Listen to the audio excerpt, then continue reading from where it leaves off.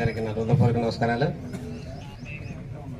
ఈ డివిజన్లో అందరూ ప్రతి మనిషి కసితో కృషితో ఇన్ని రోజులైనా సార్ నామినేషన్ వేసిన రోజు నుంచి లాస్ట్ వరకు కూడా ఒక క్షణాన్ని వేస్ట్ చేయకుండా అందరూ కష్టపడి మంచి మెజార్టీలు తీసుకొచ్చినందుకు ఇక్కడికి వచ్చిన అందరికీ, ఈ డివిజన్ ప్రజలందరికీ, ఖమ్మం జిల్లా ప్రజలందరికీ హృదయపూర్వక నమస్కారాలు తెలియజేస్తున్నాను.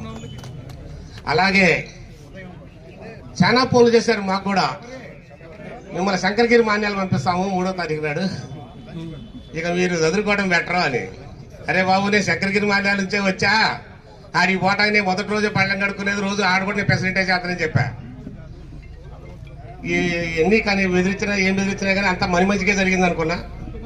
మని మంచిగా జరిగింది. సారు ఈ జిల్లాకి ఏం చేసిందనేది ప్రజల